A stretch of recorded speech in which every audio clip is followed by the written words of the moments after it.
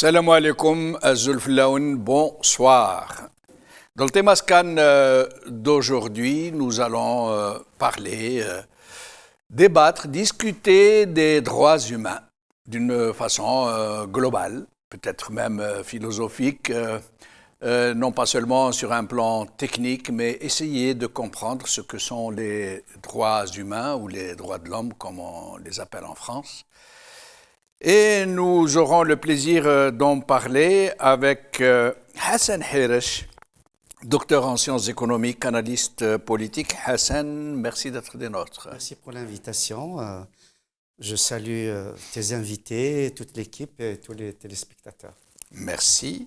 Et nous avons le plaisir d'accueillir aujourd'hui le docteur François Deroche, président de l'association Justice et Droits sans frontières. François Deroche, merci d'être avec nous. Bonjour à vous, à vos téléspectateurs, et merci pour l'invitation. Merci à vous. Et depuis Toulouse, Anis El-Kama, psychologue, analyste politique. Anis, merci d'être avec nous.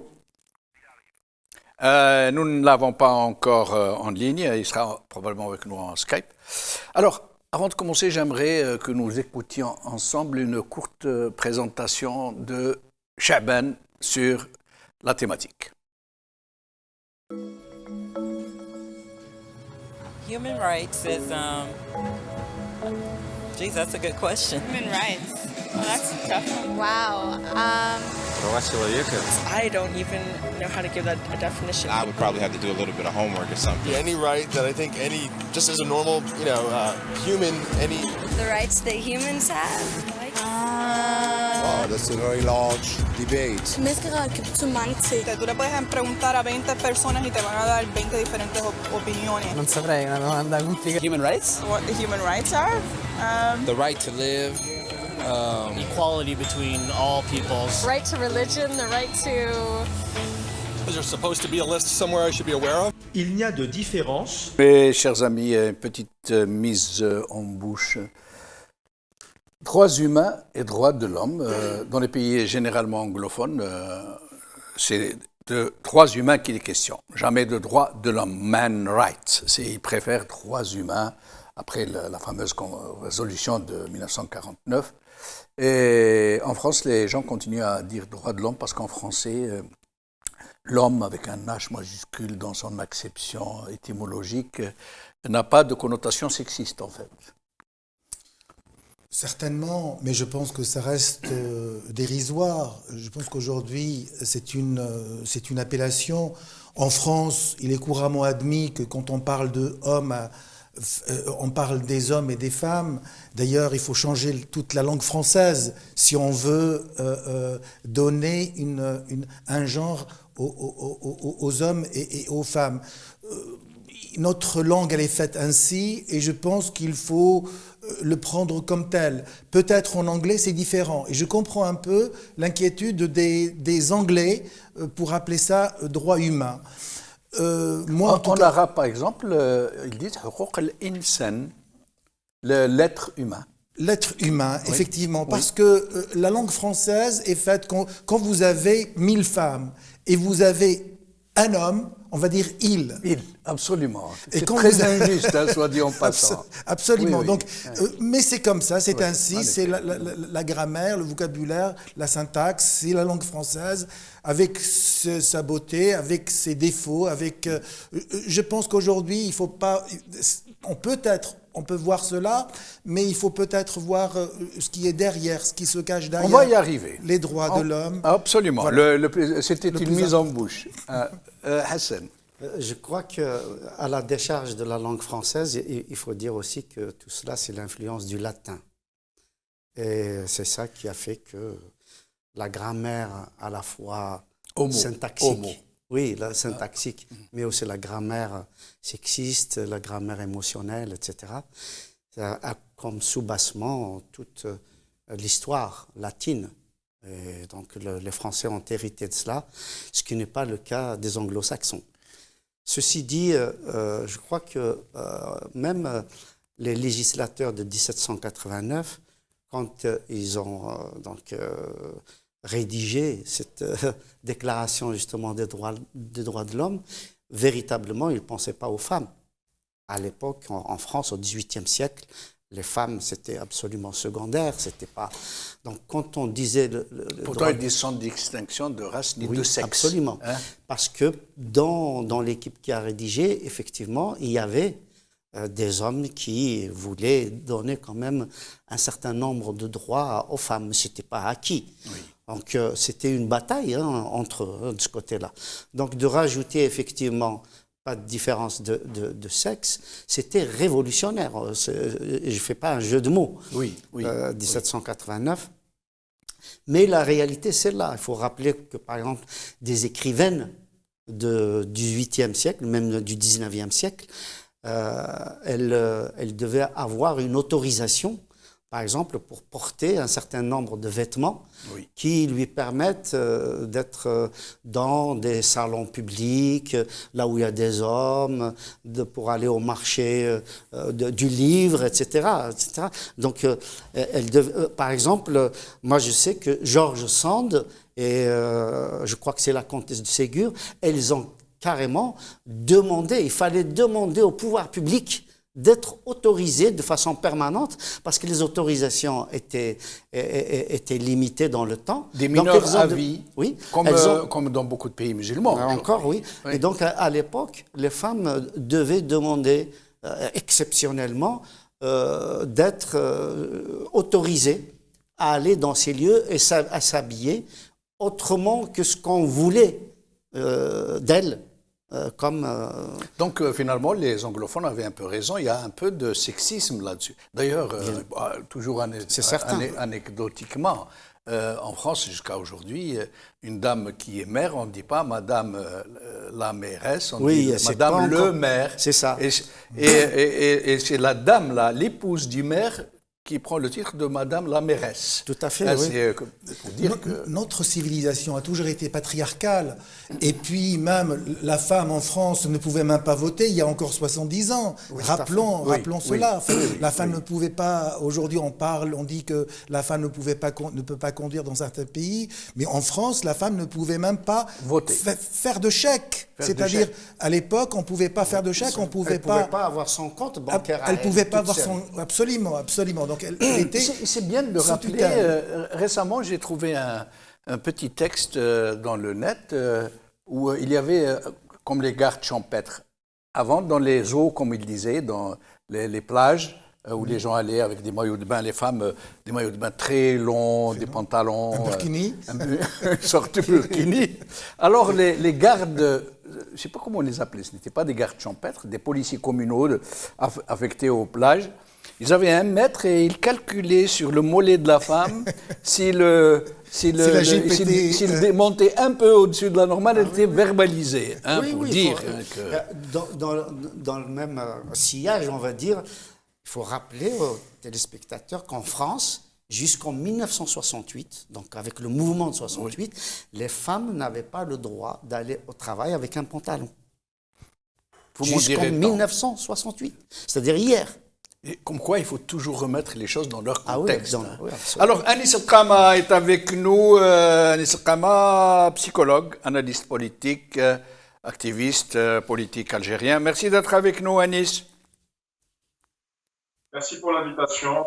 Bonjour, je salue les invités sur le plateau et tous ceux qui nous regardent. Et merci beaucoup pour ce sujet très intéressant. Merci. Alors, Anis, nous parlions donc de cette appellation droits de l'homme qui est devenu droits humains en 1949 après la fameuse résolution des Nations Unies. Vous avez quelque chose à dire sur cette petite nuance? Oui, M. Helech a bien fait de le signaler lorsqu'il a dit qu'effectivement en 1789, les droits les droits comme quotidiens, on n'est malheureusement pas les femmes. Elles ont dû se battre plusieurs siècles encore pour pouvoir acquérir plus de droits. Et je pense que la dénomination anglo-saxonne, donc Human Rights, les droits des humains, est celle qui sied le plus à tous les humains, donc à l'humanité tout entière, sans distinction de sexe. Et il y a, je crois, des organisations très importantes comme je pourrais citer Amnesty International qui utilise le droit des humains et non pas... Alors, Anis, quand vous venez de parler de son distinction de race, de sexe, pardon, j'aimerais que nous commencions, si vous le permettez, mes chers amis, par ce point particulièrement très sensible, celui de l'égalité de la femme, de la discrimination à l'endroit de la femme, qui est, rappelons-le, la moitié de l'humanité, à peu près, à quelque chose près, contrairement à ce que prétendent certains, qui parlent d'une très large part féminine, et c'est pour ça que nous disent-ils, il faut opter pour la polygamie pour permettre à toutes les femmes de se marier. Ce n'est tout à fait pas vrai. La population mondiale se divise à peu près 50% globalement. Alors, le problème de la femme, mes chers amis, est-ce que réellement cette personne humaine n'est pas quasi systématiquement discriminée, quand on sait par exemple que le travail du domicile, la femme au foyer, qu'elle travaille ou non, hein, le travail qui se fait au domicile, l'entretien du domicile, l'entretien de la famille, il est quasiment dévolu à la femme. On considère que 80% de ce travail est fait par les femmes à un niveau planétaire, y compris en Occident. Et on a évalué l'impact monétaire de ce travail, s'il était payé, il représenterait 10 000 milliards de dollars. 10 000 milliards de dollars imposés impérativement aux femmes, sans qu'elles aient le choix de dire non. Et on commencera par ça, mais on commencera aussi par les droits des femmes d'une manière générale, de la discrimination au travail, de la discrimination sociale, de la discrimination idéologique. Par exemple, je vais donner un exemple et je vais m'arrêter là pour vous permettre de vous exprimer. Si vous allez en Iran en ce moment, il y a un gros problème qui est en train de se passer où les femmes ont l'obligation de porter le voile. Il y en a même eu récemment une qui s'est fait tuer parce qu'elle a refusé d'obtempérer. Et en France, où nous nous trouvons ici, c'est l'obligation aux femmes de ne pas porter le voile, sous prétexte de laïcité, une laïcité qui a été totalement dévoyée de son essence primordiale. Alors, je vous laisse vous exprimer sur cette question de la femme, mes chers amis, alors qui se lance. Moi, je vais bien commencer. Je dois rappeler quand même que l'histoire, en fait, a fait son travail. Si on remonte à l'homme préhistorique, paradoxalement, la femme était beaucoup plus importante. Il faut se rappeler que dans l'histoire des religions, les premiers dieux, c'était des femmes. Parce que l'homme qui avait peur de la nature, il avait peur du tonnerre, de la grêle, il avait peur des animaux, etc., se cherchait évidemment des protections. Donc les premiers dieux auxquels l'être humain, l'homme, s'était, comment dire, penché, qui étaient créés entre guillemets, donc les premiers dieux, c'était des femmes, c'était des dieux protecteurs. Donc c'était des déesses protectrices avant qu'il n'y ait les dieux créateurs. Pendant des siècles et des siècles, c'était d'abord la femme qui était au centre de la cosmogonie, au centre de la pensée métaphysique et donc au centre de la protection de l'humanité. C'est petit à petit, effectivement, avec l'économie notamment, avec l'agriculture, avec la domestication des animaux, etc., le travail est devenu de plus en plus physique. Et puis, il y avait de plus en plus de guerres entre les peuples, entre les tribus, etc. Et donc, il y avait de plus en plus le culte de la force. Et à partir du moment où il y a ce culte de la force-là, le rôle de la femme a diminué au fur et à mesure des générations et des générations. Et donc c'est à partir de là d'ailleurs que sont apparus les dieux fondateurs de l'humanité, les dieux créateurs, alors qu'il y avait des déesses protectrices bien avant, pendant des siècles. Et ça a tout aussitôt basculé vers l'organisation sociale patriarcale. Absolument. Tout de suite, peut-être pas, mais au cours des siècles et des siècles, et en fonction aussi des conditions économiques, des organisations sociopolitiques, etc., il est resté quand même un certain nombre de sociétés qui sont plutôt d'ordre matriarcal, mais c'est extrêmement... Vous en connaissez ? Oui, il y a par exemple chez les Guayakis d'Amérique du Sud, les femmes par exemple ont deux maris. Il y a un mari principal, un mari secondaire. La polyandrie. La polyandrie. Absolument. Oui. Donc un mari principal et un mari secondaire. Le mari secondaire... Moi je pensais que c'était plutôt au Népal, je crois. Non, pas du tout, c'est en Amérique du Sud. Oui, il m'a semblé. Peut-être aussi qu'il y en a au Népal. En Algérie, il y a à un certain moment, les Touaregs étaient une société matriarcale. Absolument. À un certain moment, je crois que ça ne l'est plus. Oui, ça ne l'est plus depuis la colonisation, parce qu'il y a eu déstructuration de structures familiales et de structures sociales. François Desroches. Alors, la femme a toujours été la victime, elle a toujours été l'oubliée dans les sociétés, principalement occidentales.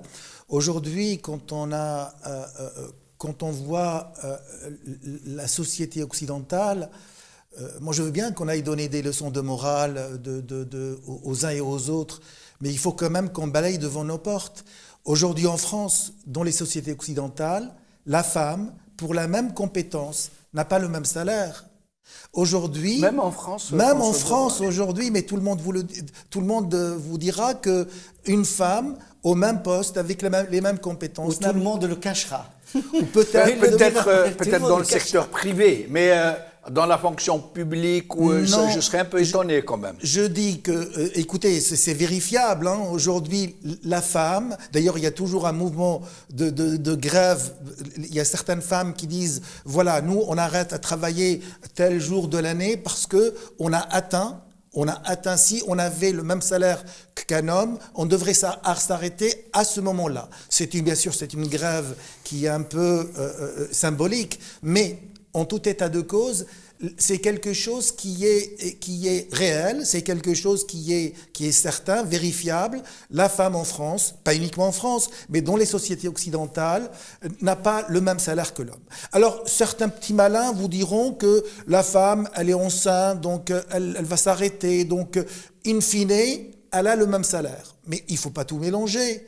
C'est-à-dire que ce n'est pas parce que la femme s'arrête pour procréer qu'il faut la sanctionner en lui donnant un peu moins de salaire quand elle travaille. Donc tout ça, c'est pas sérieux. Donc c'est exactement, quand on voit ici en France, tous les 3 jours, on a une femme qui meurt. Tous les 3 jours en France. Qui meurt de quoi? Qui meurt de féminicide. De violence? Féminicide, de violence, absolument.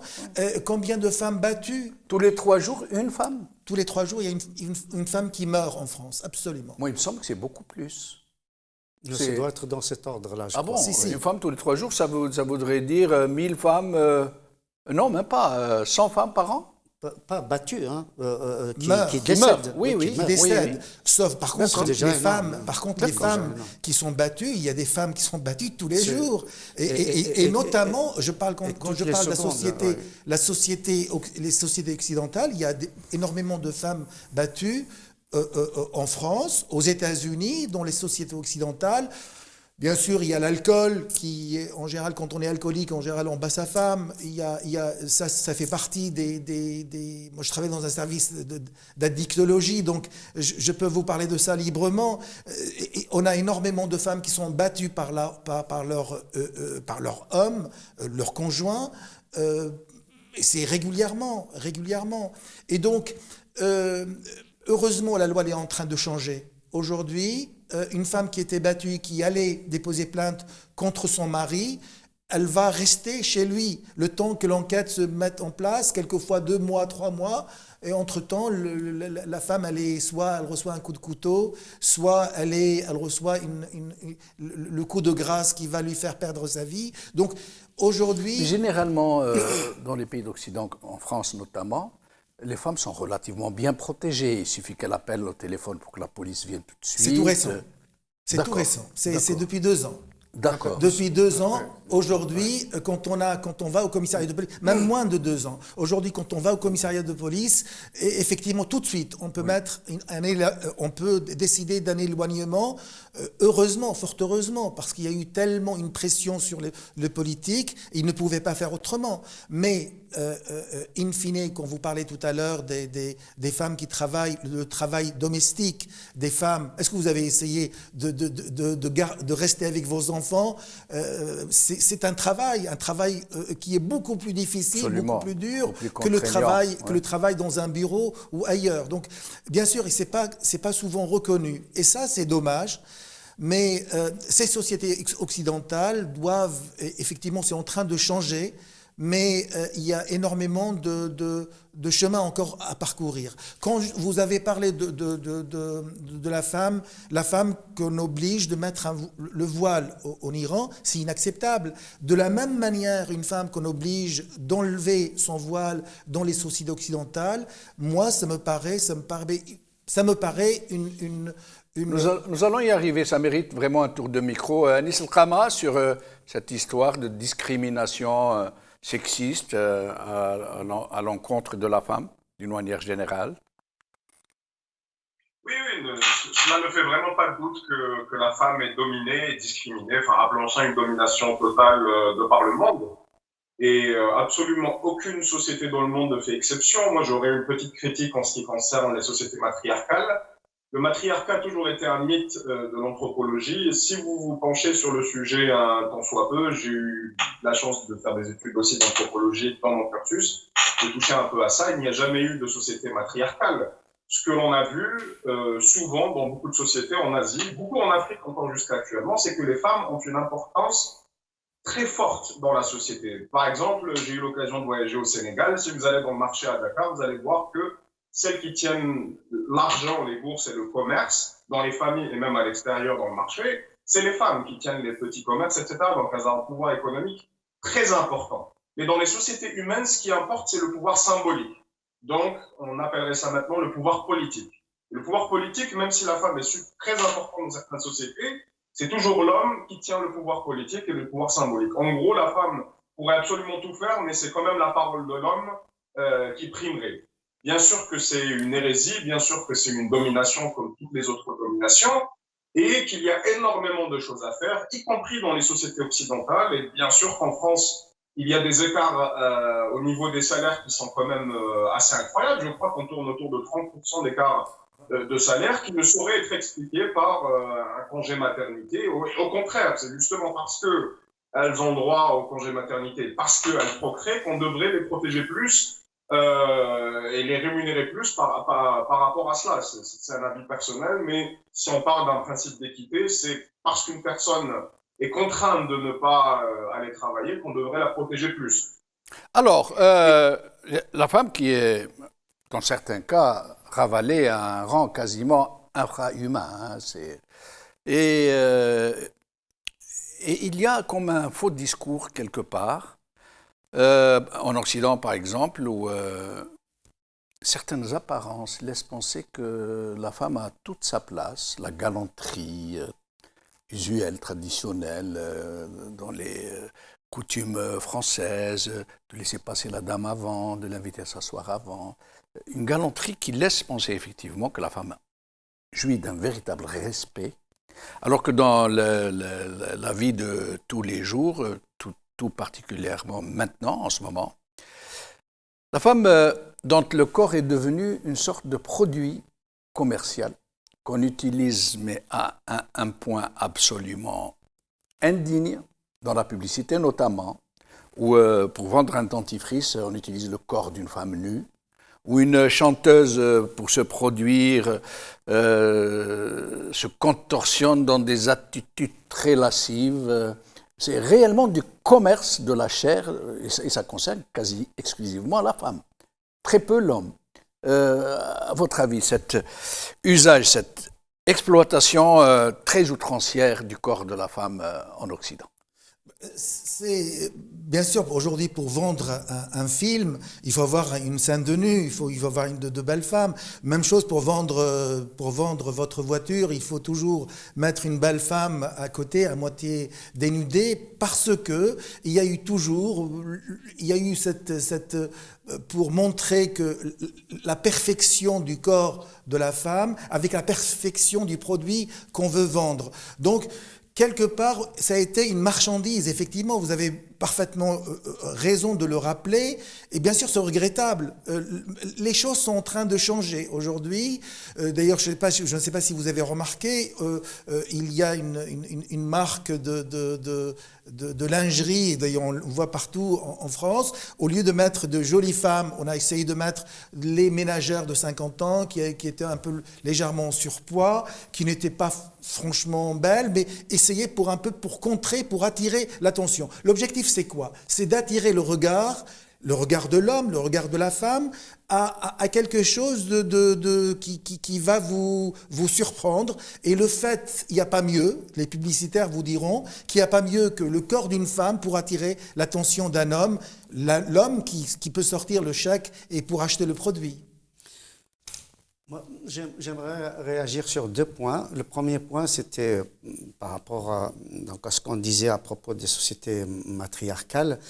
Je ne suis pas entièrement d'accord avec Anis. On n'est pas obligé d'être d'accord sur tout. Hein. Évidemment. Moi, je suis convaincu, parce que ça dépend des lectures, qu'un certain nombre, effectivement, d'anthropologues, d'ethnologues ont voulu justement faire passer ça comme étant des mythes. Parce que précisément, à l'époque, il était inconcevable pour les Européens, parce qu'il s'agit d'eux, qu'il y ait des peuples justement qui vénèrent les femmes. Maintenant, les explications... Dans une légende européenne, grecque, les Amazones étaient une société plus matriarcale, exclusivement féminine. C'est ça. Après, on peut se poser la question, est-ce que le pouvoir des femmes, est-ce que les sociétés matriarcales, c'est parce que il y a eu une réflexion qu'on a dit oui, les femmes doivent être supérieures, etc. Non, évidemment que non. Mais par contre, d'un point de vue anthropologique, c'est parce que la femme est considérée comme étant un être ayant des pouvoirs occultes et à la limite même de la sorcellerie, etc. D'ailleurs, les Arabes ont appelé Kahina, Dihya Kahina, parce que justement, elle avait des pouvoirs politiques, elle avait des pouvoirs même au niveau militaire, etc. Donc c'était impensable pour eux, c'est tout de suite, ils l'ont qualifiée de sorcière. C'est exactement, les Européens ont considéré que les sociétés matriarcales, etc., où les femmes avaient du pouvoir beaucoup plus que les hommes, et même matrilinéaire pour un certain nombre d'entre elles, c'est-à-dire qu'il y a la transmission du patrimoine et du nom à travers les femmes. Et les anthropologues, ethnologues européens ont dit non, mais tout ça c'est un mythe, etc. Bon, je ne dis pas qu'il y a beaucoup dans l'humanité, mais ça existe, encore une fois. Maintenant, pour revenir à votre question, il faut se dire aussi qu'au début de la publicité, ce n'étaient pas des femmes. Pour vendre un produit, c'était des hommes. On présentait des hommes forts et tout ça. Mais ça dépend de la pub. Non, ça dépend de l'époque. D'accord. Ça dépend de l'époque. C'est à partir de mai 68, on a commencé effectivement à idéaliser le corps féminin. Mais ce n'est pas seulement en France. Oui, non, mais je parle en Occident d'une façon oui, générale, oui, bien sûr. Mais aux États-Unis, mai 68 n'a pas été un passage à autre chose. Ça a commencé aux États-Unis. Ça a un peu influé, hein, voilà. Ça a commencé aux États-Unis. C'est-à-dire que mai 68, c'est une conséquence de ce qui s'est passé début des années 60 aux États-Unis. C'est-à-dire la liberté sexuelle, libéralisation des mœurs. Voilà, la liberté même au niveau des drogues douces, etc., l'école Palo Alto, ainsi de suite. Donc la France n'a fait que suivre le mouvement qui était initié aux États-Unis. Donc c'est à partir des années 60 qu'effectivement, on a commencé à mettre le corps de la femme en avant. Dans un premier temps, ce n'était pas pour des raisons marchandes, mais c'était au contraire, pour donner... Émancipatrice. Absolument. Absolument. Même d'ailleurs au début du XXe siècle, quand la femme a commencé à fumer, on présentait la cigarette pour les femmes comme étant justement un signe d'émancipation. Absolument. Oui, absolument. Donc en fait, tout cela, c'est dans un même processus. Oui, mais Hassan, aujourd'hui, c'est vraiment une exploitation marchande du corps de la femme de façon outrancière. Absolument. Ce n'est pas qu'un peu. Parce qu'en fait, quand on parle des droits, aussi bien des droits de l'homme que des droits de la femme de façon spécifique, il faut rappeler aux téléspectateurs que ça a commencé d'abord contre la religion. C'est-à-dire, par exemple, on parle de l'Iran aujourd'hui, mais en Iran, 5 siècles avant Jésus-Christ, il y avait des mouvements intellectuels demandant la liberté d'exercer n'importe quelle religion. Non pas la religion officielle. Donc en réalité, le zoroastrisme notamment. Les droits de l'homme ont commencé en Iran. Paradoxalement, avec ce qui se passe aujourd'hui, vous parlez des femmes qui sont obligées de porter le voile, mais il y a pire que ça, c'est leurs voisins en Afghanistan. C'est que non, mais avant d'arriver à la question du voile, j'aimerais qu'on continue de parler de ce sujet de l'exploitation marchande du corps de la femme. Parce qu'on va arriver au voile, on va arriver à tout le reste. Hein. Vous avez bien fait de me remettre sur les rails. Sur les rails, pour que vous ne vous sauviez pas. C'est ça, tout à fait.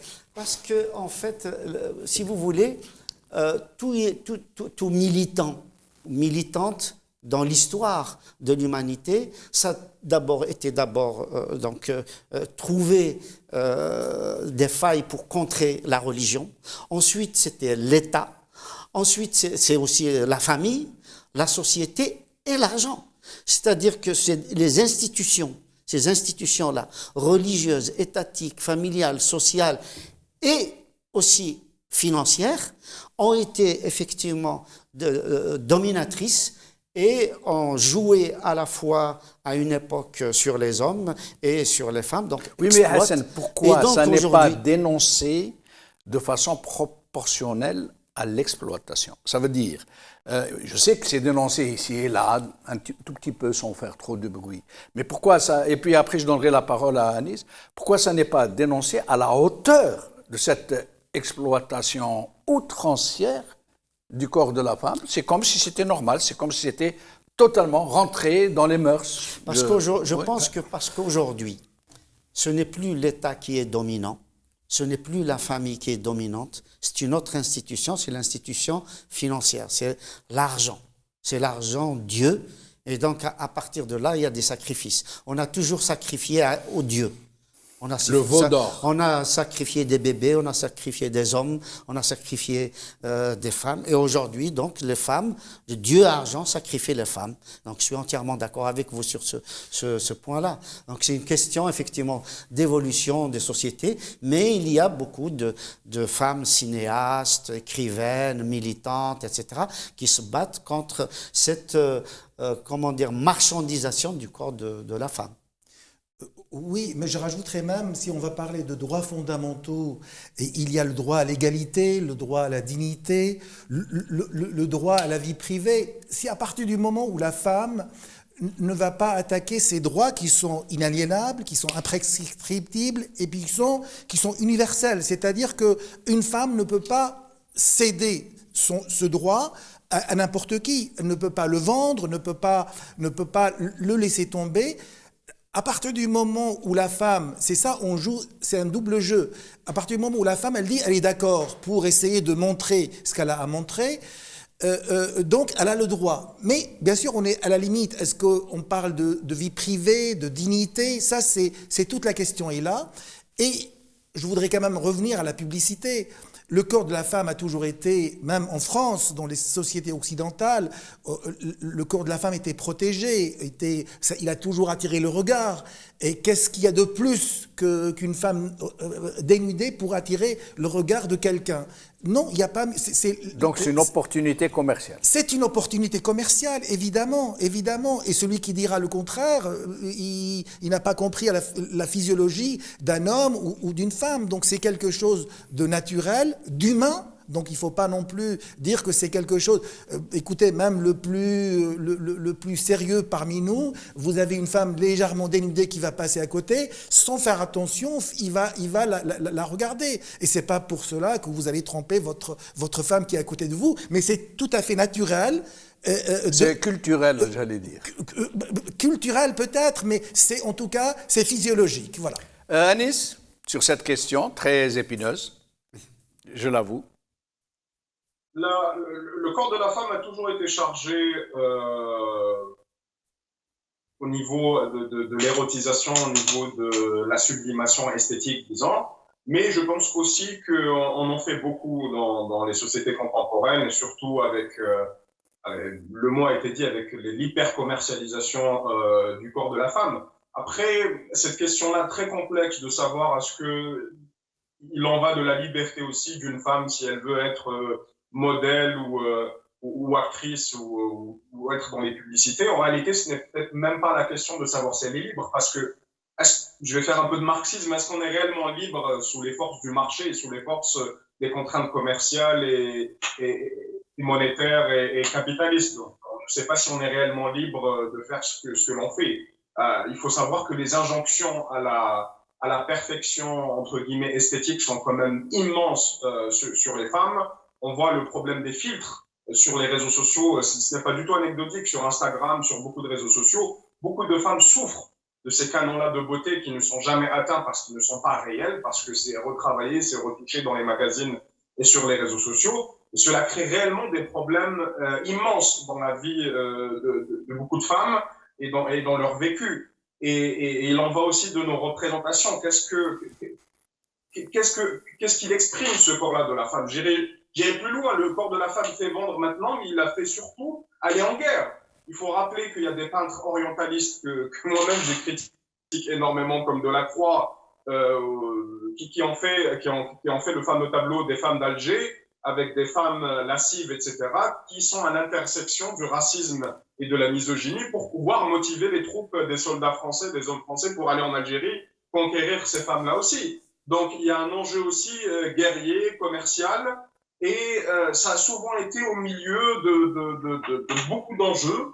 Et je pense que ça mériterait une émission. Mais là, Anis, à ce moment-là, durant la colonisation, en effet, il y a eu une exploitation vraiment abusive du corps de la femme indigène qu'on appelait à l'époque les courtisanes mauresques, hein, dans ces fameux tableaux très appréciés en Occident, mais à la limite c'était l'autre, de la même manière qu'on ramenait l'Africaine Hottentote qui avait un gros fessier qu'on exposait dans le cirque, ou d'autres femmes qu'on exposait seins nus, alors que dans leur propre société ils étaient très pudiques, très à cheval sur certaines, j'allais dire, pudibonderies. Mais là, en ce moment, ça frise quasiment l'exploitation, tout simplement, du corps de la femme. Oui, il y a une exploitation, il y a clairement une exploitation. Il y a beaucoup de gens qui critiquent, justement, vous avez parlé des publicités, j'ai parlé des réseaux sociaux, qui font cette critique-là sur...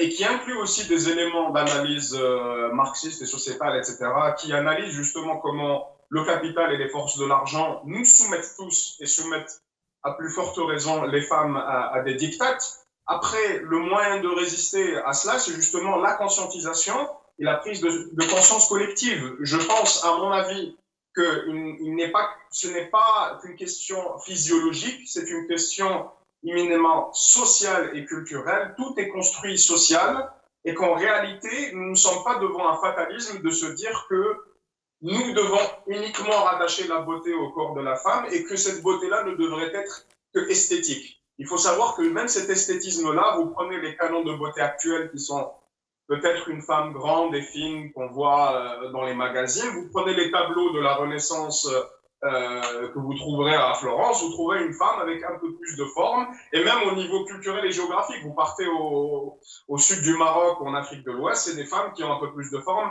qui vont être un peu plus mis en avant. Donc, ce sont des canons culturels. Pardon, je dis juste ça. Il y a peut-être un élément physiologique, puisqu'on est fait justement pour se reproduire, sinon l'espèce n'existerait pas. mais il y a des leviers culturels, il y a des leviers sociétaux qu'on peut activer et qui devraient être activés. Très bien. Alors, oui, Hassan. Je voudrais rajouter un point là, sur cette question-là. Je pense, là d'abord, on voit bien, on est 4 hommes à parler des femmes. Oui, donc, malheureusement. Voilà. Ouais. Donc, en réalité, il y a la domination, comme dirait Pierre Bourdieu, la domination masculine. Et donc, la question qui se pose, évidemment, d'un point de vue inconscient collectif, c'est comment dominer le corps de la femme. Comment le maîtriser? C'est pour un certain nombre de sociétés, c'est en le cachant, en le rendant un peu mythique, en le etc. soustrayant au regard des autres. Voilà, ça crée plus de fantasmes, sans doute, et tout ça. Et dans d'autres sociétés, notamment occidentales, c'est en le dénudant. C'est l'exhibition. Voilà, mais le résultat est exactement le même. C'est-à-dire comment l'homme procède pour dominer le corps de la femme, pour avoir la possession à la fois fantasmatique, à la fois réelle, physique, du corps de la femme. Eh bien, justement, vous m'amenez tout naturellement à la transition que je voulais faire. Dans les sociétés occidentales, où il fait froid généralement, où les gens devraient être tentés de se couvrir plus que dans les pays du Sud, où il fait chaud, où les gens seraient tentés de se dévêtir. Or, c'est tout l'inverse. Dans l'art, par exemple, occidental, le nu est sublimé, dans les statues, dans les grandes œuvres des grands artistes. Par exemple, vous prenez Raphaël, le plafond de la chapelle Sixtine, où on voit Dieu lui-même nu, en train de toucher du doigt Adam lui-même nu. Dans les sociétés orientales ou du Sud, où il fait très chaud, les femmes se couvrent de la tête aux pieds. C'est réellement... c'est à peine s'il est permis de laisser apparaître ses mains et ses pieds. D'où vient cette propension à se couvrir ou à se dévêtir? Est-ce juste des commandements divins, religieux, ou est-ce que ça procède d'autre chose? Ça dépend dans quelle époque on se situe. En fait, le corps de la femme a toujours été interdit, même dans les sociétés occidentales. Oui. Il y a quelques années, au Moyen-Âge, la femme était couverte de la tête aux pieds, était plus couverte que le niqab d'aujourd'hui. Donc, je parle de la France. Effectivement, il faut prendre il y a eu quelques exceptions, quelques peintres qui ont peint des femmes nues. Marianne, quand elle avait avec le sein le sein à l'air, oui, mais c'était un peu la provocation, c'était un peu la femme qui... La révolution. La révolution, absolument, la révolution contre tout ce qui est patriarcal, contre l'autorité de l'homme, c'est en premier. Maintenant, si on veut se placer maintenant, c'est complètement différent. Aujourd'hui, je pense qu'on a une certaine radicalité laïque que j'appelle, qui est devenue tout ce qui est bon pour énerver le clergé, entre parenthèses, les religieux, quels qu'ils soient, musulmans ou chrétiens, ou d'ailleurs des juifs. Donc le fait d'aller transgresser ça fait parler. Le fait de transgresser en montrant la femme, en poussant à tout ce qui est n'est pas admis ou par consentement de l'ensemble. Quand je prends l'exemple aujourd'hui de Netflix, par exemple, je vous mets au défi de me trouver une seule émission où il n'y a pas 2 hommes qui s'embrassent ou 2 femmes qui s'embrassent. Alors, est-ce que ça traduit notre société? Mais le fait de montrer cela, probablement, il y a un message à faire passer à la société, mais c'est pas que... Ça procéderait d'une intention délibérée d'éteindre sur la société? Il faut le croire, parce que aujourd'hui, je suis désolé, quand on a... moi, ça me gêne de voir 2 hommes, que même je suis très libre dans ma tête, de montrer à un enfant qui est en pleine construction psychologique, de montrer 2 hommes en train de s'embrasser de façon un peu lascive, libidineuse et tout ce que vous voulez. Ça me gêne un peu. Attention, ça risque de nous faire des ennuis. Non, absolument, je prends la responsabilité. Mais je tiens à le dire, parce que c'est ce courant dont vous parlez, en ce moment, c'est un courant dominant dans la société. Je vais vous dire, je suis médecin, donc je peux parler en toute liberté. Aujourd'hui, il y a quelque chose qu'il faut rappeler à tous les parents, et c'est très, très important. Vous savez, il y a quelquefois... J'ai des mères de famille qui viennent en pleurant. « Ah, mon fils, m'a dit mon coming out. Pour dire qu'il est attiré par d'autres garçons. » Eh bien, écoutez, il faut que chacun sache, que les téléspectateurs, en général, il faut qu'on apprenne ça à l'école. C'est que l'enfant, dans son évolution, va passer par une période d'indifférenciation, où il va être attiré vers l'homme, vers un autre homme, la femme vers une autre femme. Mais ce n'est pas parce qu'il a eu une attirance à un moment donné de sa vie qu'il faut basculer. C'est-à-dire notre société, notre responsabilité, elle est lourde. Je pense qu'il faut laisser l'enfant, il ne faut pas pousser ni dans un sens, ni dans l'autre. C'est-à-dire si on le fait baigner dans une certaine atmosphère, il va naturellement être formaté, conditionné pour y aller. Absolument. Si quelqu'un qui vous dit, donc c'est extrêmement important, ce point est fondamental. C'est-à-dire qu'aujourd'hui... Oui, mais il ne ressort pas tellement des droits de l'homme dont nous traitons aujourd'hui, même s'il est très intéressant par ailleurs. Mais c'est très important, non. C'est-à-dire que moi, je pars du principe que les homosexuels, ils ont parfaitement les mêmes droits que n'importe qui. Mais tout enfant qui vient voir sa mère dit « Maman, je suis attiré par mon ami, je ne sais pas, tout ce que vous voulez. » C'est quelque chose de naturel et normal qu'il faut dire. Je ne dis pas que les homosexuels n'ont pas les mêmes droits que nous tous.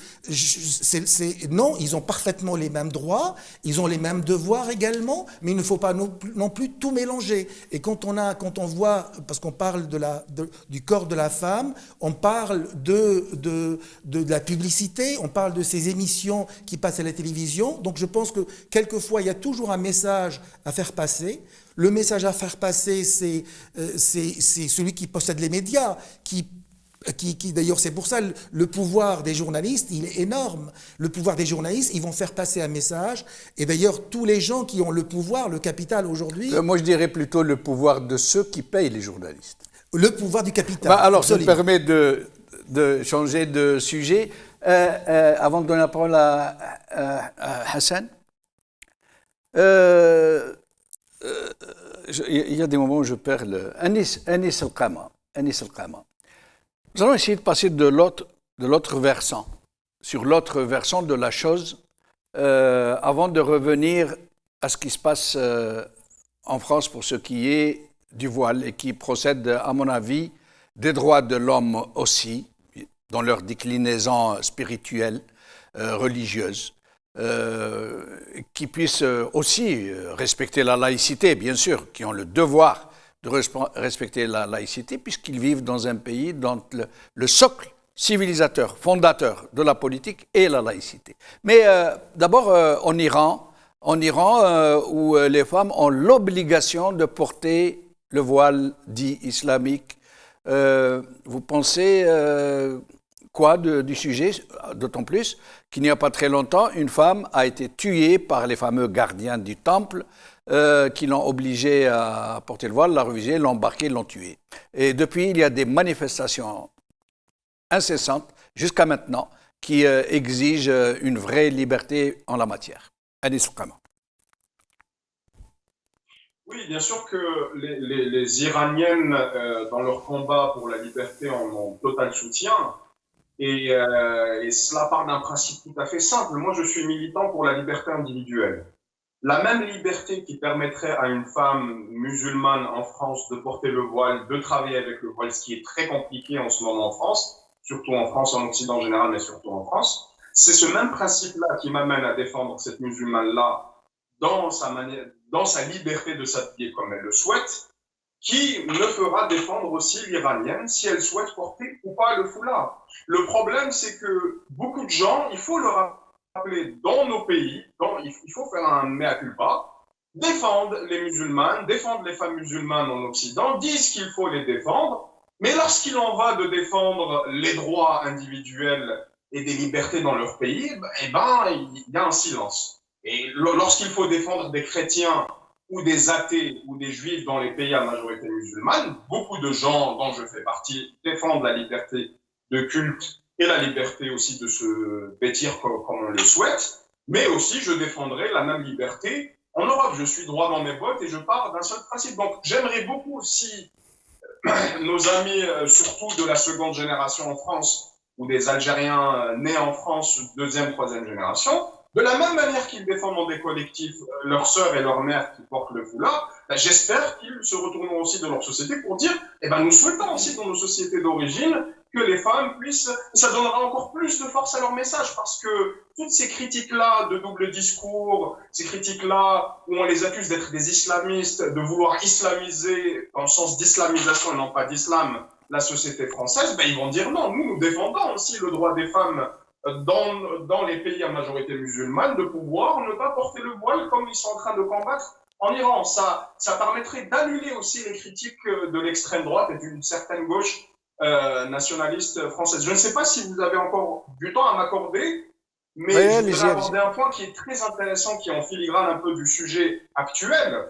C'est qu'en réalité, lorsqu'on parle de ces sujets-là des droits de l'homme, on interroge la continuité, la discontinuité de la pensée et de la pensée humaine.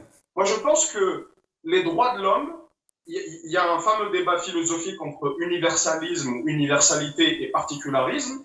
Et ce débat-là est très intéressant à poser. Et je vais lancer ce sujet-là si vous le souhaitez, comme ça on pourra le débattre avec Hassan et notre autre invité. C'est qu'en réalité, mon avis, c'est que comme dans les mathématiques, le Khwarizmi, qui est un oriental, et beaucoup de savants indiens et de partout dans le monde ont influencé d'autres courants de pensée en mathématiques qui ont ensuite donné les mathématiques modernes, puis après la physique et la physique quantique. De la même manière, l'histoire des pensées et des libertés a fait un cheminement mondial pour arriver à la déclaration de décembre 48 et à son adoption autour de 49 sur les droits de l'homme. En réalité, la question des droits de l'homme n'est pas une émanation occidentale ou occidentalo-centrée ou européano-centrée, c'est la continuité de la pensée humaine qui a commencé, comme l'a très bien dit Hassan Hirsch, en Iran, en Mésopotamie, lorsqu'il y a eu ce document de, je ne me souviens plus, je crois que ça s'appelle la Jarre de Cyrus, qui déjà 6 siècles avant Jésus-Christ défendait les libertés individuelles dans la liberté d'avoir une religion. On trouve des textes aussi en Afrique dans des sociétés entre guillemets anciennes. On trouve la déclaration d'indépendance des États-Unis au XVIIe siècle, la Magna Carta en Angleterre. Et justement, on trouve aussi, c'est exactement la même chose pour la démocratie. La démocratie est un héritage de la Grèce antique qui a traversé l'Orient de la civilisation, je finis juste sur ça, arabe. Et c'est les Arabes, enfin en tout cas les arabophones d'Orient qui ont traduit l'héritage grec antique, qui l'ont enrichi, puis ensuite ça s'est transposé en Europe. Lorsqu'ils ont fait au temps de la Renaissance, on redécouvert cet héritage-là grec antique qui a formalisé la démocratie qu'on a vue dans la Révolution française. Donc, je n'aime pas la critique qui consiste à dire que c'est une émanation occidentale, c'est une volonté de l'Occident d'homogénéiser le monde, c'est une volonté néo-impérialiste des États colonisateurs qui nous ont colonisés avant de développer leur propre culture à travers le monde. Non! En réalité, ces droits de l'homme-là sont l'émanation également des religions monothéistes, des 10 commandements donc de le judaïsme, des principes aussi de l'islam qui sont dans le respect de l'autre et dans le respect de l'altérité, dans le respect des autres religions. Et c'est la pensée humaine qui a traversé toutes les sphères de l'humanité pour ensuite aboutir, j'aimerais bien dire par hasard peut-être, en Occident, à quelque chose qui a été formalisé au temps des Lumières et autant ensuite. Il faut savoir que des gens comme Amir Abdelkader, et c'est pas pour rien qu'il a fait l'étonnement de beaucoup d'Occidentaux, a inspiré beaucoup de penseurs des droits de l'homme contemporains. Et il y a beaucoup d'écrits sur son soufisme et sur sa conviction des chrétiens en Orient. Très donc, bien. Alors, oui, pardon de vous interrompre un instant. Alors, d'abord, Hassan Hirsch sur cette histoire d'Iran, de voile, de répression contre les femmes qui ne souhaitent pas le porter. Moi, personnellement, je ne mettrais pas dos à dos ce qui se passe en France, dans les pays occidentaux, particulièrement en France et en Iran. Je ne mettrais pas dos à dos pour plusieurs raisons. La première chose, c'est que en France, l'obligation de se dévoiler, c'est uniquement dans les institutions, c'est-à-dire à l'école, dans l'administration, etc. Dans l'espace public, on n'oblige pas les femmes à enlever leur hijab. Après, il y a eu des discussions sur le niqab, c'est-à-dire le voile total, etc. Donc, le législateur a trouvé le prétexte du terrorisme, etc., pour l'interdire, et tout ça, ce qui n'est pas le cas dans tous les pays occidentaux, alors qu'en Iran, la problématique est extrêmement grave. Je veux dire, arriver à arrêter des femmes et les brutaliser jusqu'à la mort. On a eu cette mort symbolique de, je ne me souviens pas son nom, etc. Et on continue effectivement de brutaliser les femmes parce que dans l'espace public, elles doivent cacher leur visage, elles doivent cacher leur corps, elles doivent cacher leurs mains, etc. Je trouve ça totalement, dictatorial, je vais dire total. Et on ne peut pas comparer un état de droit où le législateur, à petit, il y a eu des contre-pouvoirs, il y a eu en France des gens qui ont défendu ces femmes-là. Alors qu'en Iran, je veux dire, on en arrive à l'extrême. Et leurs voisins. Hassan, des femmes qui, par exemple, se rendent au restaurant avec leur mari, on leur interdit l'entrée au restaurant. Ça s'est passé dans un restaurant. Et le patron a été jugé et il a payé une amende. Oui, parce que la femme en question s'est plainte. Ce qui n'est pas le cas de nombreuses autres femmes. C'est très prégnant dans la société française aujourd'hui où la femme voilée, à cause du discours ambiant, justement, écoutez, moi, tous les jours, je trouve des femmes voilées dans les terrasses de café à Paris. Et puis la laïcité, Hassan. La laïcité, est-ce qu'elle consiste à séparer l'État du religieux ou est-ce qu'elle consiste à interdire de porter des signes religieux distinctifs à la plage, à la plage, moi je conçois qu'il est tout à fait déplacé pour une femme de porter un burkini et de se baigner au milieu de gens qui portent des strings. C'est totalement ahurissant. Mais c'est son droit. C'est son droit. Si elle veut porter un burkini, pourquoi le lui interdit-on? Moi, à la plage, je ne suis pas contre. Les femmes portent ce qu'elles veulent, etc. Par contre, dans une piscine, non. Dans une piscine, je suis désolé pour des raisons hygiéniques. Pour des raisons hygiéniques. Absolument. Donc, ceci dit, je rajouterai, parce que je n'avais pas fini de ma pensée, par rapport au parallèle qu'on est tenté de faire entre la France et l'Iran, c'est qu'en France, il est aussi interdit aux hommes de porter des signes ostentatoires religieux dans les institutions. C'est bien à l'école que dans les administrations, etc. Moi j'ai vu les chefs d'État français porter la kippa dans des endroits publics. Personne ne leur a interdit. Je m'excuse d'être aussi... il faut qu'on dise les choses. Oui, il faut qu'on aille jusqu'au bout. Ils n'ont porté la kippa que lors d'une cérémonie. Oui. Voilà. Ils n'ont pas le droit d'aller avec la kippa aller travailler dans un guichet. C'est faux. Ça n'existe pas. Voilà. Donc, ils peuvent pas, un instituteur israélite ne peut pas aller dans son cours avec la kippa. Et ni un chrétien avec sa croix ostentatoire, etc. Donc, maintenant, dans des cérémonies, notamment dans des cérémonies religieuses, rien n'empêche Macron d'aller à la mosquée de Paris et de porter la chéchia ou de porter la gandoura.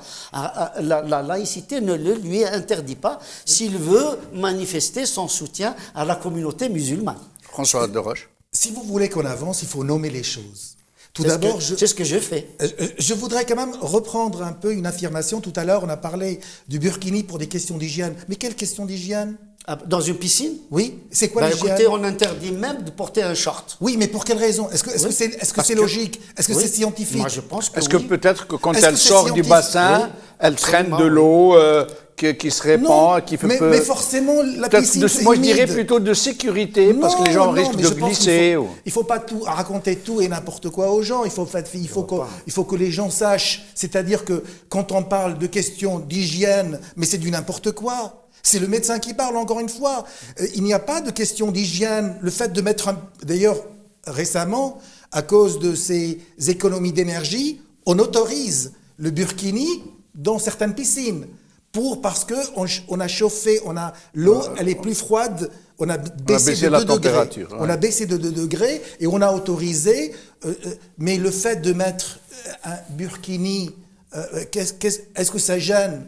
Mais est-ce que vous pensez que c'est tout aussi excessif d'obliger les gens à porter le voile que de les empêcher de porter le voile? Moi, c'est là où je voulais vraiment venir. Alors, je voudrais revenir sur l'Iran, parce que ce qui se passe en Iran est totalement scandaleux. D'ailleurs, moi, vous savez que je parle un peu l'arabe. Et en arabe, il y a dans le Coran, et on ne le dit pas assez, « Fadhakkir laista alayhim bimusaytir », c'est-à-dire, dis-leur la bonne parole, mais ne les oblige jamais à la suivre de force. Si quelqu'un est convaincu, il suit. S'il n'est pas convaincu, il laisse. Donc, on n'a pas l'obligation d'imposer à une femme de mettre le voile. Et d'ailleurs, aujourd'hui, quand on voit ce qu'a fait l'Iran en Syrie, avec tous les crimes contre l'humanité, les crimes de guerre que l'Iran a fait en Syrie, la question du voile devient vraiment secondaire. Aujourd'hui, de la même manière que l'obligation de mettre le voile en Iran, une société occidentale, une société laïque qui respecte sa laïcité, respecte les plus vulnérables, les plus faibles. Et les minorités ont toujours été des gens vulnérables, faibles. Donc, normalement, plus la société est forte, plus la société est démocratique, plus elle est respectable, plus elle est laïque, plus normalement, elle a un devoir de protection à l'égard de ces minorités, quelle que soit leur religion. D'ailleurs, aujourd'hui, on parle beaucoup de droits de l'homme, parce que c'est notre sujet. Les droits de l'homme, c'est 1789, je parle pour la France, surtout pour les libertés, mais c'était pas perfectible. C'est-à-dire jusqu'en 1901, le droit d'association, donc 1848, parce qu'on a oublié les esclaves, on a rectifié ça quelques années plus tard, pratiquement 50 ans après. Puis on a restauré l'esclavage. On a restauré l'esclavage, c'est une forme d'esclavage. Aujourd'hui, on n'a pas parlé de ces pays africains qu'on exploite. Et aujourd'hui, ces gens-là, alors qu'ils ont des richesses naturelles dans leur sol, et on les oblige à traverser la Méditerranée. Aujourd'hui, vous voyez, nous avons 200 000 dans les fonds marins de la Méditerranée qui sont morts en traversant la Méditerranée. Et non seulement ça, nous, non seulement on ne les accueille pas alors qu'on a l'obligation de les accueillir quand ils rentrent dans nos eaux territoriales, on tire, vous savez, on a eu le scandale ces dernières semaines où carrément la police des frontières tire sur ces bateaux pour les faire chavirer. Et c'est absolument scandaleux. Ça, ce n'est pas une question de... Et nous allons y arriver. Il ne reste plus beaucoup de temps. J'aimerais que nous fassions des tours de micro un peu plus dynamiques. Mais j'aimerais poser une question un peu existentielle, s'il en est. Parce que beaucoup de gens parlent des droits de l'homme. Et dans leur imaginaire, c'est quelques droits. Par exemple, le droit d'expression, la liberté d'expression, la liberté de penser, liberté au travail, ça s'arrête là. Alors que les droits humains, moi j'ai une liste ici, il y en a plus de 30, j'en citerai quelques-uns. Le droit à l'égalité entre les hommes et les femmes, le droit d'être traité avec humanité en détention, le droit de circuler librement, le droit à un procès équitable, le droit à la liberté de religion et de conviction, le droit de réunion pacifique, les droits des minorités, le droit à la non-discrimination, le droit de grève, le droit à la sécurité sociale, le droit à un niveau de vie suffisant, le droit d'être à l'abri de la faim, le droit à la santé, le droit à l'éducation, et il y en a une infinité d'autres. Je vais donner la parole à Anis Kama. D'une façon globale, pourquoi n'envisageons-nous les droits humains ou les droits de l'homme qu'à travers un prisme très étriqué? Pourquoi les gens n'ont-ils pas une vraie culture de leurs droits humains? parce que c'est très peu appris dans les écoles, et puis peut-être que je vais pas verser dans le complotisme, peut-être que si on devait vraiment appliquer les droits de l'homme, aucun pays ne s'en sortirait. Vous parliez des migrants, mais je vais aller même plus loin. Les visas qui sont imposés pour rentrer dans les pays sont illégaux au vu des droits de l'homme, parce que l'article 13 de la Déclaration des droits de l'homme de l'ONU stipule qu'il y a une liberté de circulation pour tous les humains et de quitter son territoire, de s'installer dans un autre territoire. Donc dans ce cas-là, les visas sont interdits. D'autres droits, comme le droit au logement. Le droit au logement devrait être un droit universel. Il est cité comme étant droit universel, inaliénable. Bien sûr que ceux qui ont intérêt à ce que les personnes ne se logent pas ou se logent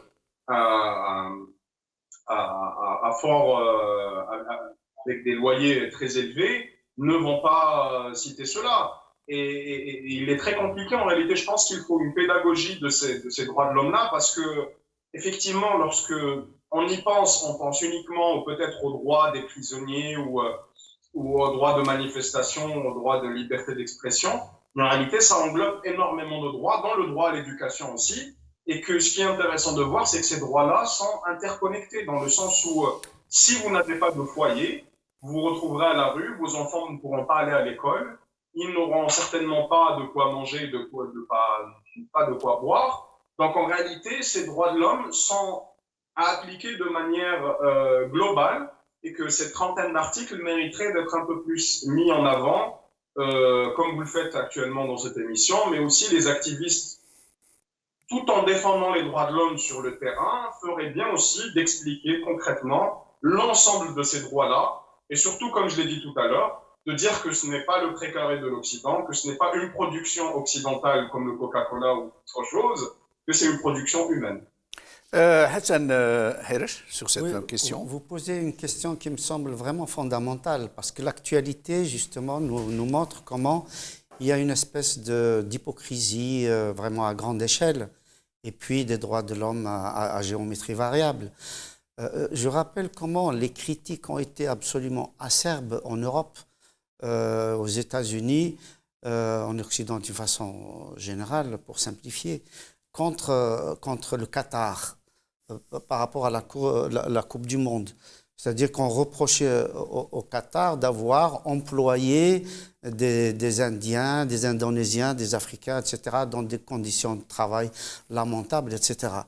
Mais qu'est-ce qui se passe? Ces mêmes gens-là, ces mêmes gens délocalisent leurs entreprises au Bangladesh, au Pakistan, en Inde, en Chine, où justement les conditions de travail sont pires que celles du Qatar. Ils sont moins payés que déjà au Qatar. Donc c'est absolument scandaleux, c'est-à-dire c'est vraiment des droits de l'homme à géométrie variable. Et c'est vrai que les droits de l'homme ne s'arrêtent pas aux prisonniers, ne s'arrêtent pas aux condamnations judiciaires pour les opinions politiques, etc. Mais il y a aussi les conditions de logement, les conditions de travail, les conditions de vie, les conditions pour les soins, les conditions d'accouchement pour les femmes, etc., etc. On peut multiplier. C'est tout ce qui est évidemment lié à la personne humaine, c'est-à-dire en tant que droit naturel. Pourquoi il y a le droit positif et le droit naturel? Parce que d'un point de vue naturel, l'homme est déjà respecté en tant que tel. Prenez un bébé. Un bébé n'est ni ingénieur, ni médecin, ni avocat, ni rien du tout. Mais évidemment, il a de la valeur. Et donc, c'est pas parce que ce bébé a 20 ans ou 40 ans qu'il aura moins de valeur. Donc, le droit naturel est lié à la personne humaine. Et je crois que depuis des siècles et des siècles, bien avant ce que disait Anis, et il a tout à fait raison, bien avant qu'on en parle en Occident, dans toutes les civilisations du monde, en Afrique, en Inde, un peu partout, l'être humain est considéré... D'abord, l'être humain a toujours été considéré comme un dieu. Pourquoi? D'ailleurs, c'est une des raisons qu'on a inventé le paradis, qu'on a inventé l'enfer, etc. C'est parce que dans notre inconscient collectif, il fallait donner corps à cette idée de l'homme-dieu, c'est-à-dire le rendre éternel. Et c'est pour ça que quand on étudie l'histoire des religions, on voit bien que tout va dans ce sens-là. C'est-à-dire comment mettre en pratique cette idée de l'homme-dieu, de l'homme omniprésent, omniscient, l'humain. Absolument. François Desroches. Je voudrais rebondir sur parce qu'on a parlé beaucoup de droits de l'homme avec la Coupe du Monde au Qatar, et je voudrais revenir 2 minutes sur cette question qui est, à mon sens, fondamentale. On a parlé tout d'abord de 6500 morts. Le chiffre, il est quand même assez énorme. Sauf que le Guardian, qui a donné des chiffres comme ça, mais vraiment jetés, alors il s'est rétracté. Il a dit « Ah non, c'est pas tout à fait ça ». On a compté le nombre de morts depuis 10 ans, même y compris pour les gens qui sont rentrés chez eux. Donc ce n'est pas une méthode scientifique, c'était quelque chose qui était complètement... On verra ce que donnera l'enquête judiciaire. C'est pire que ça, excusez-moi de vous interrompre. Mais si c'est le cas, pourquoi ils ne l'ont pas dénoncé au fur et à mesure? Absolument. Pourquoi ils ont attendu la Coupe du Monde pour le dénoncer? Je vais vous dire, parce qu'au départ, c'est la question que je me suis posée, elle est extrêmement intelligente cette question. Sauf que, vous savez, la rumeur, plus vous en parlez, plus c'est que vous avez, quand vous avez un homme politique qui a une rumeur, il ne parle surtout pas de ça, parce qu'il faut laisser, plus on parle d'une rumeur, plus on l'amplifie. C'est scientifique. Donc aujourd'hui, le Qatar a préféré. Maintenant, il est obligé. Donc on verra donc la justice occidentale anglaise va traiter la question. Et je suis sûr que ça va faire un pchit. Et nous allons rester je voudrais dans quand même revenir, si vous permettez 2 secondes, sur la question LGBT, parce que c'est une question qui me tient à cœur. Bien sûr, les LGBT, les gens qui transgenrent, ils ont parfaitement, exactement les mêmes droits que les autres. Sauf que c'est une question où on a beaucoup parlé du Qatar, c'est sa loi, il faut la respecter. On est parti là-bas pour jouer. Et puis récemment, la semaine dernière, les LGBT sont beaucoup plus protégés au Qatar qu'aux États-Unis. Rappelez-vous, la semaine dernière, il y a un groupe de LGBT qui a été assassiné à la mitraillette par un malade mental. Alors qu'au Qatar, est-ce que vous avez déjà entendu un LGBT qui a subi Mais j'aimerais qu'on reste dans notre sujet parce que nous avons plus que 15 minutes. Les droits de l'homme. Non, sur cette appréhension très étriquée, très restrictive des droits de l'homme. Pourquoi est-ce qu'on ne voit que quelques droits? Pourquoi il n'y a-t-il pas de vraie culture des droits de l'homme dans l'humanité tout entière? Pourquoi les gens ne sont pas conscients de leurs droits? Pourquoi ne les connaissent-ils pas? Est-ce que ça a été fait à dessein pour les endormir, les anesthésier? Ou est-ce que c'est comme ça, c'est dans l'air du temps, c'est pas important? Évidemment, c'est parce que c'est lié à l'éducation. Quand vous êtes éduqué, quand vous connaissez vos droits, vous pouvez les protéger. Vous savez, le droit à la liberté, on a parlé tout à l'heure de liberté individuelle, mais également, on a des droits fondamentaux qui sont personnels, et puis on a des droits politiques. Et c'est ça qui est venu polluer les droits de l'homme. Parce qu'il y a des droits, les libertés fondamentales qui sont, vous savez, la liberté d'expression, de conscience, de religion, on a la liberté de circulation, on a également des libertés, ce qu'on appelle collectives, de réunion, qui est arrivé beaucoup plus tard, en 1881, la liberté syndicale et la liberté d'association, enfin, en 1901. Et puis après, on a ce qu'on appelle des droits fondamentaux. Ces droits fondamentaux, les droits à l'égalité, à la dignité, à la vie privée, les droits sociaux, les droits au logement, à l'emploi, ce sont à la propriété également, ce sont des droits. Il faut apprendre cela à nos enfants dans les écoles. Ce sont des droits humains, ce sont des droits qui sont imprescriptibles, c'est-à-dire qu'ils ne sont pas limités dans le temps, ils sont totalement illimités. Ce sont des droits qui sont inaliénables, on ne peut pas les transmettre, on ne peut pas les vendre, et surtout, ce sont des droits universels qui s'appliquent à tous. Mais ça, c'est l'éducation qui fait ça. Et ça reste au niveau de l'intention. Généralement, mais nous allons essayer d'en parler maintenant. Un mot peut-être là-dessus. Oui, mais très vite, parce que ce sera le dernier tour de micro. Je pense qu'il faut aussi prendre en compte le contexte en fonction des pays, en fonction des époques, etc. Un exemple, pendant la période coloniale, le droit des peuples à disposer d'eux-mêmes était encore beaucoup plus important que les droits qu'on défend aujourd'hui par rapport aux prisonniers, par rapport, etc. Par exemple, en Algérie, pour prendre le cas qui nous concerne directement, les droits linguistiques et culturels sont apparus avant les droits de l'homme. En 80, lorsqu'il y a eu des manifestations massives en Kabylie pour les droits culturels et linguistiques, ce n'est qu'en 1985 qu'il y a eu la création des droits de l'homme concernant les prisonniers d'opinion, les tortures, etc., etc. Donc, en fonction des impératifs du moment et en fonction du contexte, on a mis plus en avant tel droit plutôt que tel autre. Alors, sur un plan macro-planétaire, hein, on peut constater comme ça, sans aller trop éclairer la situation, que les pays qui souffrent le plus de violations et de transgressions des droits de l'homme, ce sont les pays du Sud. Et généralement, ce sont des pays qui, curieusement, ont tous été colonisés, ou presque tous. Et curieusement, ce sont des gens dans les régimes actuels qui les dirigent, sont quasiment tous illégitimes, despotiques, totalitaires, et qui, curieusement, sont quasiment tous soutenus par cet Occident qui continue de les exploiter sous une autre forme de colonialisme, ce qu'on a l'habitude d'appeler le néocolonialisme. Alors, c'est réellement un cercle vicieux. Autant ces droits de l'homme qui ont émergé depuis l'Occident, qui ont été portés par les militants occidentaux des droits de l'homme, par les organisations, par l'ONU même, autant ceux qui en souffrent sont les victimes directes ou collatérales ou indirectes de ce même Occident, Anis El-Qama. Alors, il y a une petite boutade que j'aime bien, c'est que lorsqu'on dit droit de l'homme, on oublie de citer droit de l'homme blanc. Bien sûr qu'il y a eu manipulation de ces droits de l'homme-là. J'irai même plus loin, il y a eu une instrumentalisation. C'était quand même étonnant de voir, bien sûr que les Iraniens et les opposants iraniens contre les mollahs, je les soutiens totalement parce qu'ils combattent un État dictatorial en dehors du fait que ce soit une théocratie.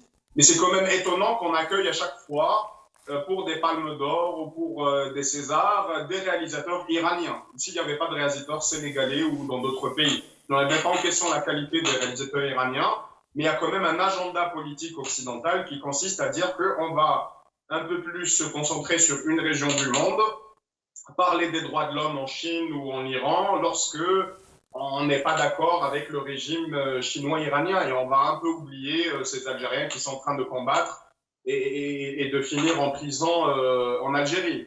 Et il y a un deux poids, deux mesures, il y a une espèce de géostratégie des droits de l'homme, il y a un lobbying aussi des droits de l'homme, il y a des intérêts divers et d'autres. L'Irak aussi, l'Afghanistan a été officiellement occupé aussi pour des questions, entre autres des droits de l'homme.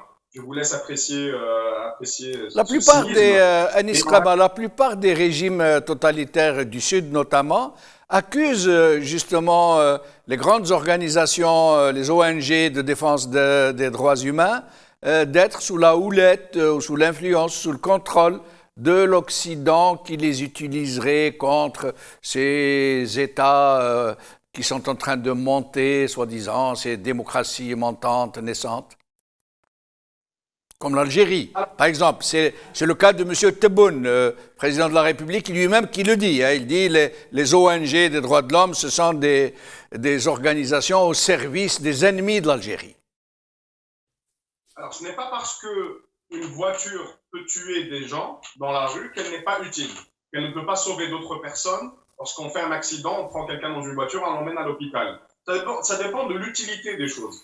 Bien sûr qu'il y a eu des ONG, bien sûr qu'il y a eu des officines, notamment proches de la CIA. On l'a vu lorsqu'il y a eu en Serbie, par exemple, certaines organisations qui étaient proches de la CIA, qui étaient contre Milosevic. On l'a vu aussi en Afrique, certaines ONG qui étaient proches de groupes conservateurs aux États-Unis, qui manipulaient un peu cette question-là des droits de l'homme pour damer le pion.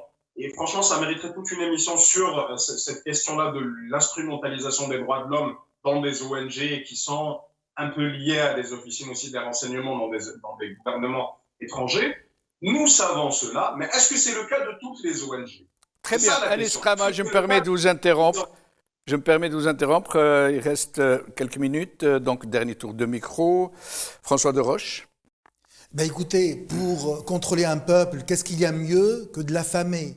À partir du moment où vous savez, dans la pyramide de Maslow, vous savez, les besoins de base, c'est le besoin de se nourrir pour vivre. À partir du moment où vous rétrécissez les apports et vous affamez votre peuple, ben vous arrivez à le contrôler.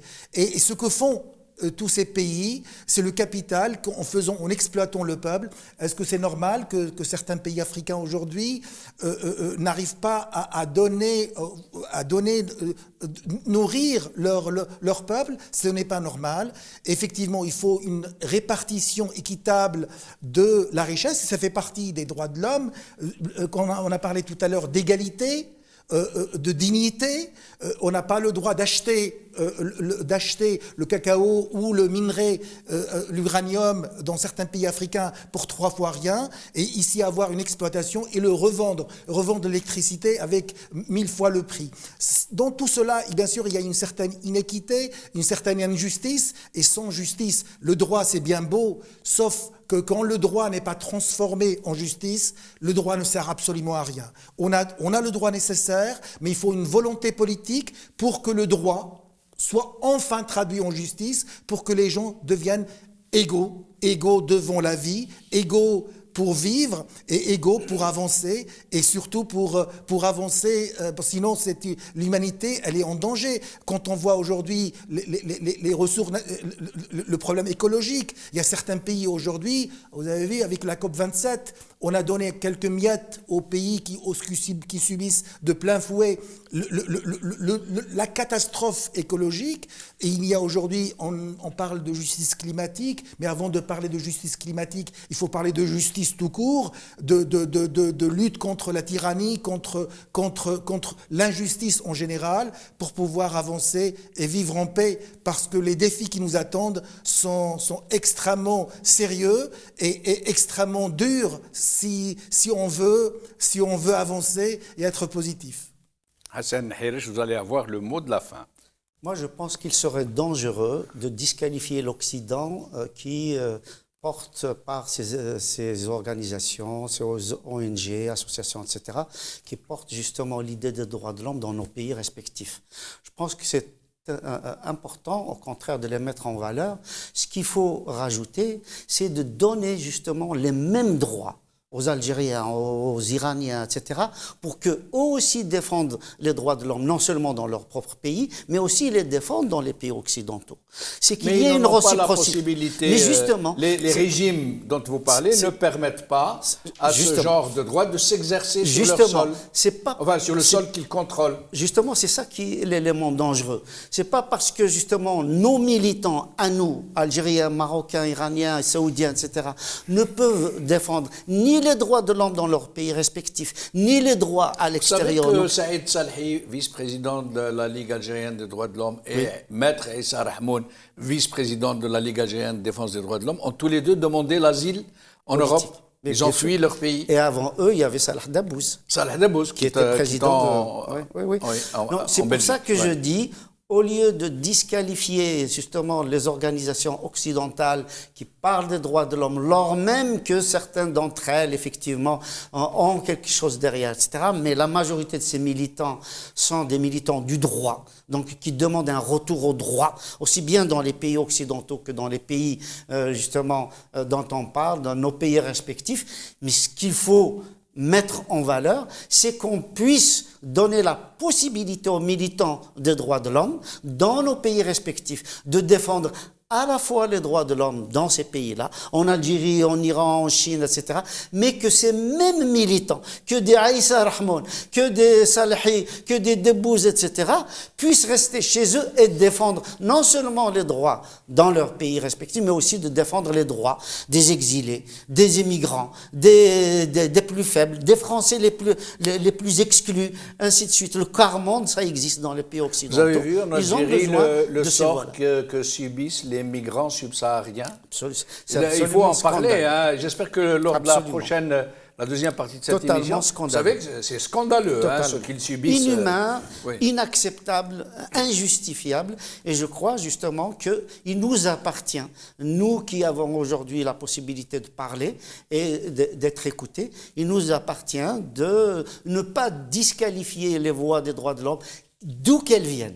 qu'elles viennent des Amériques, qu'elles viennent de l'Europe, qu'elles viennent de partout. Au contraire, il faut non seulement les encourager, non seulement les valoriser, mais aussi, encore une fois, les pousser à ce que nos propres militants des droits de l'homme, nos législateurs aussi, puissent aller de l'avant et puissent défendre les droits non seulement dans nos pays, mais aussi dans le monde entier. Je pense que la réciprocité doit advenir dans les prochaines années. Hassan Hirsch, merci beaucoup. François de Roche, merci beaucoup. Anis El Kama, merci beaucoup. Merci à vous, chers amis, d'avoir suivi cette première partie de ce Temascan. Les droits de l'homme, les droits humains à l'aune de l'ordre mondial. Je vous donne donc rendez-vous à samedi prochain. Merci de nous avoir suivis.